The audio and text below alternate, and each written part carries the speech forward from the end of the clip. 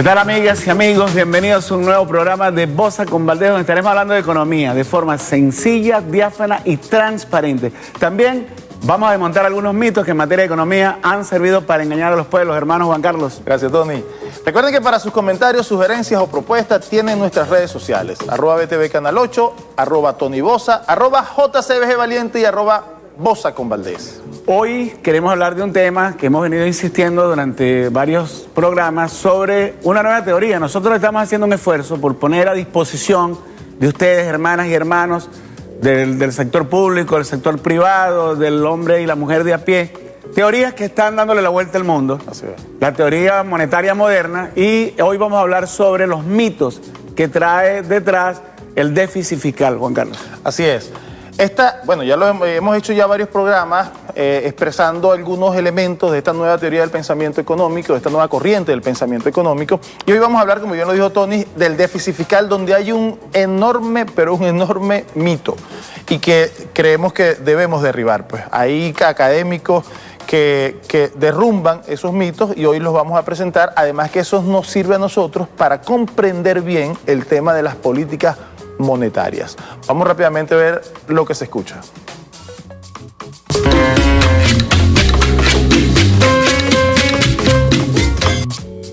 Ahí tenemos, este es un artículo de Stephanie Kelton. Stephanie Kelton, ella fue asesora de Bernie Sanders. Es una académica estadounidense. Dice, los impuestos no son para financiar a los gobiernos, por si había dudas. Esta es una entrevista que le hacen a ella en realidad. No es un artículo de ella, sino es una entrevista. Por demás interesante, ¿no? Ella allí explica el por qué, aunque se trata específicamente de Estados Unidos, ella plantea cómo funciona la sociedad estadounidense, pero dice, en términos generales, y como les dije anteriormente, nosotros ya hemos hablado de eso, los gobiernos que tienen soberanía plena monetaria no necesitan quitarle dinero a la gente para financiar sus gastos. De hecho, ella dice, el gobierno no es cierto que la gente esté financiando el gasto público, eso no es verdad, ¿ok?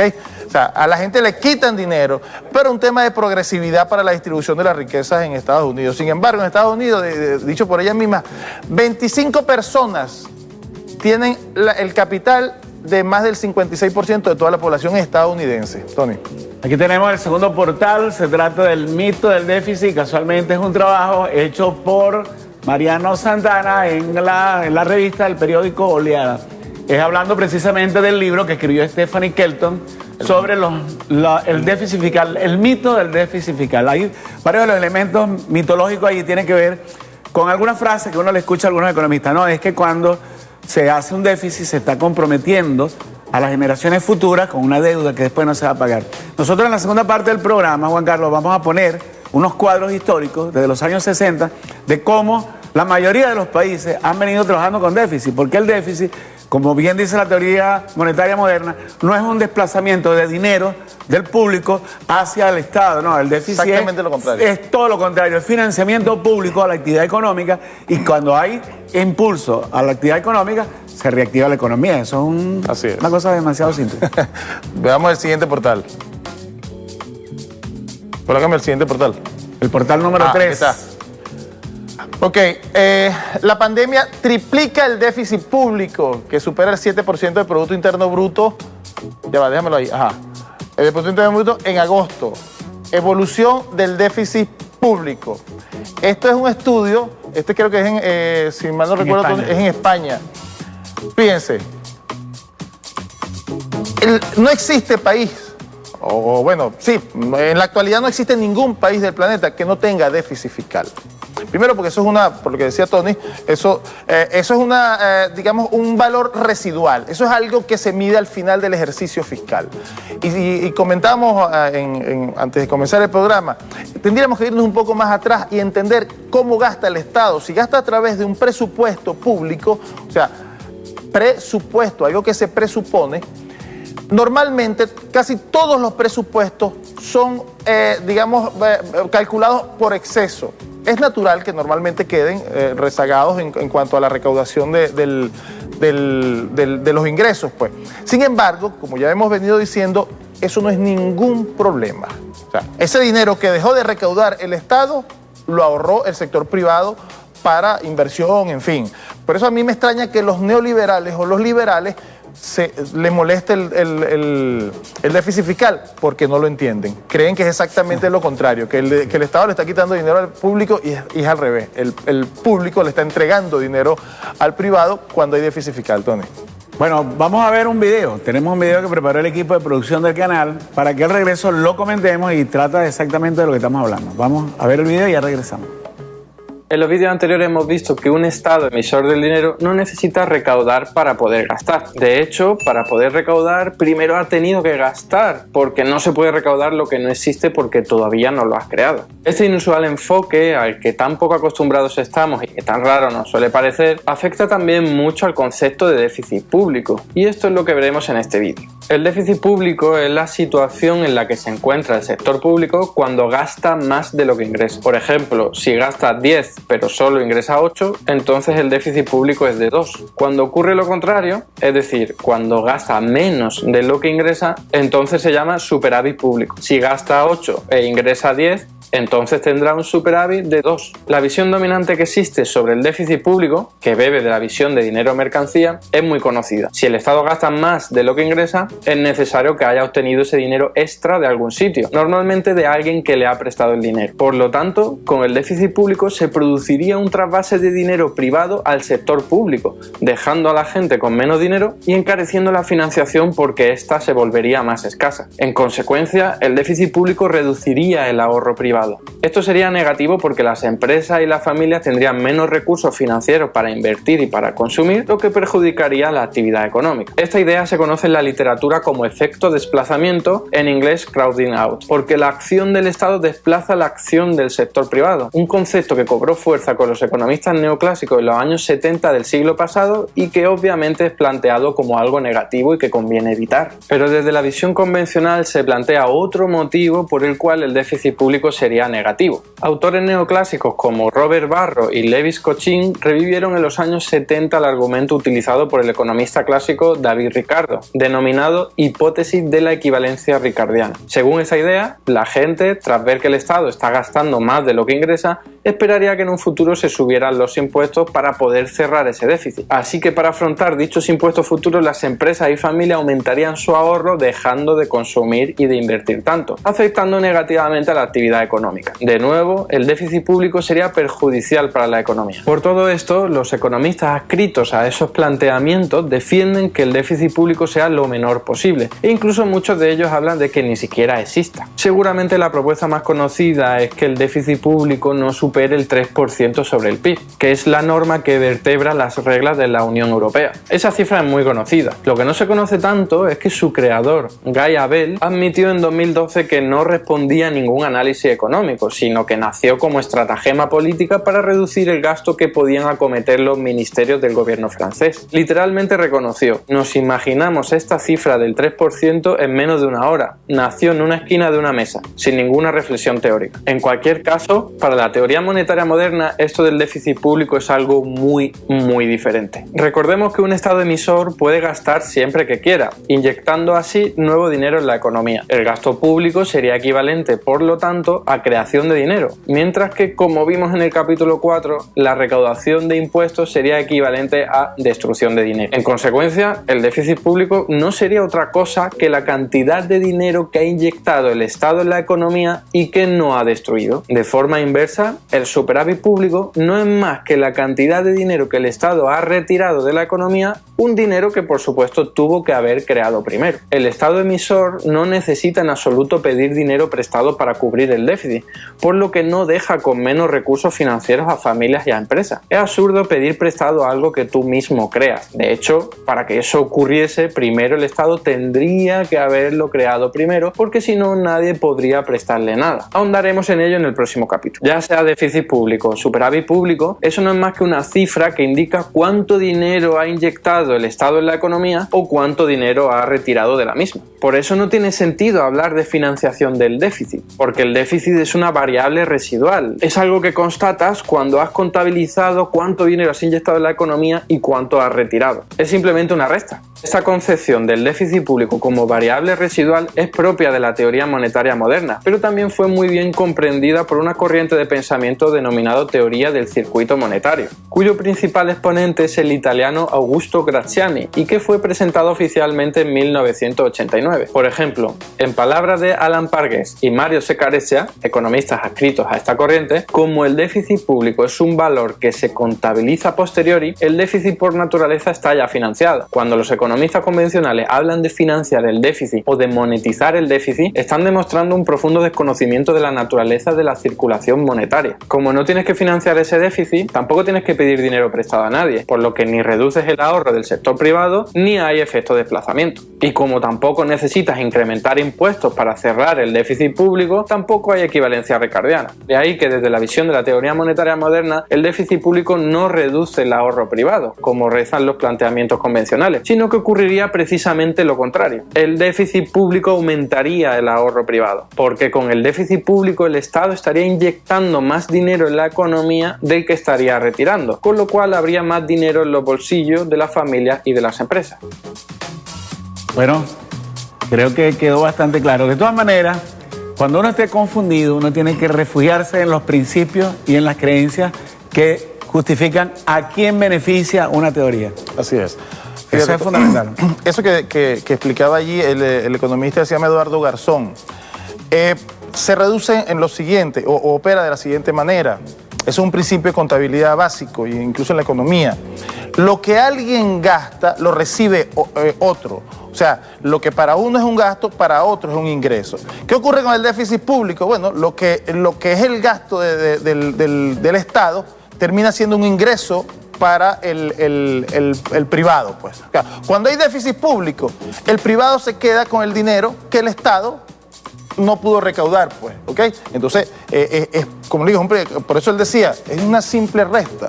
O sea, si hay un superávit, bueno, el Estado se queda con el dinero o el Estado sustrae el dinero a los privados, pues. Es una simple operación aritmética. De manera que eso no es nada del otro mundo, pero lo clave aquí es entender que los estados emisores del dinero, o sea, los que tienen soberanía monetaria, no necesitan recaudar nada para financiar nada. Eso lo hacen estados que no son emisores del dinero, Tony. Primero, nosotros les recomendamos, hermanas y hermanos, que vean esta serie que está en internet, está en YouTube, de Eduardo Garzón, Teoría Monetaria Moderna, donde además en cada uno de los capítulos él señala, usted le da clic y señala todas las fuentes teóricas, libros, videos, todo lo que soporta el análisis. Pero además, cuando usted esté muy confundido, muy confundida, vaya y busque el histórico, cómo los gobiernos del mundo han venido manejando el déficit. Resulta que eso es absolutamente astronómico, el déficit que tienen países europeos, países en África, países en Latinoamérica. ¿Y eso ha quebrado algún país? ¿Y eso ha impedido el desarrollo económico de algún país? En lo absoluto. El año pasado, 2020, por supuesto, hubo un disparo del déficit producto de atender la pandemia. Eso es un caso fuera de lo común, sui generis, Juan Carlos. Bueno, ya estamos de regreso en su programa Goza con Valdés y estamos hablando sobre los mitos del déficit fiscal a propósito de un libro que publicó la ex asesora del demócrata Bernie Sanders, Stephanie Kelton, un libro que está en inglés. Aquellos que sepan inglés, les recomendamos de verdad que lo lean, y a los que no sabemos inglés, que aprendan el inglés. Bueno, sí, estamos hablando fundamentalmente de ese mito del déficit, estamos hablando del mito del déficit fiscal. Y lo importante, es clave, para resumir lo del segmento anterior, la creencia actual, o la creencia más generalizada, la creencia dominante, es que el déficit fiscal le resta posibilidades al sector privado, o sea, al pueblo en general, le resta posibilidades porque traslada recursos de ellos hacia el Estado, cuando es exactamente lo contrario. Es exactamente lo contrario. Cuando hay déficit fiscal, el sector privado se queda con una porción de dinero que no utilizó el Estado. Pues por eso el Estado recaudó menos de lo que gastó. De modo que, visto de esa perspectiva, es beneficioso para el sector privado el déficit fiscal. Y visto desde otra perspectiva de que el Estado que emite su propia moneda y que tiene soberanía monetaria no necesita pedir prestado porque sobre esa base es lo que piensan de que se le quita al privado. No necesita pedirle prestado a nadie para cubrir cualquier déficit que tenga. Miren, y es interesantísima la propuesta que hace esta compañera Stephanie Kelton de la corriente de la teoría monetaria moderna, porque, por ejemplo, cuando los Estados Unidos en los años 60 empezaron a imprimir más dólares de lo que tenía respaldo en oro, prácticamente hicieron 6 veces más emisión que respaldo en oro. Si lo vemos honestamente, hicieron lo correcto. Si la economía crece, pero no crece la cantidad de oro, ¿cómo se puede crecer si tú amarras todos tus recursos financieros y todos tus esquemas presupuestarios a un bien que no crece, claro, como el oro? Y ellos hicieron lo correcto, claro. Por desgracia lo hicieron para financiar la guerra. Pero si hubiese sido para financiar no la economía de guerra, sino la economía humana, la economía para el bien de la humanidad, hubiese sido un círculo perfecto. Pero es correcto que se hayan desprendido del patrón oro. Ella lo dice en una entrevista que le hacen, que lo pasamos en el primer portal. Ella dice lo siguiente: el Estado norteamericano, Estados Unidos de Norteamérica, si quisiera hoy mismo, dice ella, pudiera acabar con la pobreza, los 40 millones de pobres que tiene Estados Unidos, pudiera asegurarle seguridad social a todos los estadounidenses, pudiera hacer, si lo quisiera hacer, lo hiciera ya, porque un Estado que gracias a eso que hicieron, a desprenderse de un patrón, que es ponerse una limitación innecesaria. Claro, en el caso de Estados Unidos era producto del Tratado de Bretton Woods. De Bretton Woods. Pero, por ejemplo, fíjense eso, se mide el crecimiento de un Estado por el Producto Interno Bruto, como lo estaba explicando Tony ahorita. Si yo estoy amarrado a la cantidad de oro que tengo, si no hago que crezca el oro, por cierto, un mineral que es bastante escaso en la tierra, si no crece el oro, ¿cómo hago para que mi Producto Interno Bruto, cómo financio mi Producto Interno Bruto? O sea, ¿cómo financio la producción en mi país? No voy a tener porque mi moneda va a estar amarrada a eso. Pero es que Estados Unidos es demasiado vivo, Tony, porque si bien desprendido de eso, amarró al resto de los países a su moneda. Entonces, hay países, los que se dolarizaron, esos están fritos, pues, ¿ok? Porque eso sí es verdad que no tienen nada de soberanía monetaria. Pero aquellos que piensan también que tienen que tener divisas para poder emitir su propia moneda, es exactamente lo mismo que el patrón oro. Es más, exactamente lo mismo que la dolarización. Es como si estuvieran dolarizados. Es exactamente lo mismo que dolarizar, porque la emisión de tu moneda va a depender de la cantidad de la moneda extranjera que tienes. Claro. ¿No? Y ahí evidentemente no tienes ninguna... tu moneda es un token, pues. Se termina siendo un token, no tiene soberanía monetaria. Y eso tiene un problema fundamental, y yo creo que quienes nos ven lo van a entender fácilmente. Si tú tienes una cantidad de bienes reales en la economía, tienes actores económicos, tienes gente preparada, tienes equipos, maquinarias, tienes tierra. Si tú tienes todo eso, que son los recursos verdaderos, y tú te amarras a la cantidad de divisas que tú tienes, tú no vas a poder desarrollar la economía. Así es, así. Porque tú no estás viendo la realidad de los recursos reales que hay en la economía. Que, por cierto, eso abre también un tema importante que tiene que ver con los salarios. De acuerdo al esquema marxista, los salarios, junto al resto de los factores del capital productivo, el capitalista, el financista, etcétera, el dueño de la tierra, es decir, aquellos factores que generan la ganancia, el salario, que se apropian de parte del producto. Cuando hay un desfase por la inflación, hay un desfase nominal, el dinero no tiene valor propio. Entonces, como hay un desfase nominal, es un problema contable. Entonces la gente dice, por ejemplo, no hay recursos. No hay recursos en la administración pública. ¿Por qué? Porque tú lo calculaste a un valor, pero resulta que eso no es un valor en sí. Eso es una cuenta contable, valga la redundancia, que tú puedes adecuar como hace cualquiera. Fíjate, ahorita la banca acaba de proponerle al Banco Central de Venezuela, y así fue aprobado, indexar los créditos. ¿Qué significa eso? Que el dinero no tiene valor en sí, que el dinero se puede adecuar porque el dinero es una relación contable. Claro, y el dinero sirve para medir esos valores, pues. Fíjate, hablando de lo que tú decías de la importancia del salario, en la entrevista que le hicieron a Stephanie Kelton, ella responde lo siguiente, o dice algo que nos parece interesantísimo, dicho por una capitalista. Las prioridades de los gobiernos deben reflejar los de la gente, pero podríamos decir que el recurso más importante que se tiene es el trabajo. ¿Es así?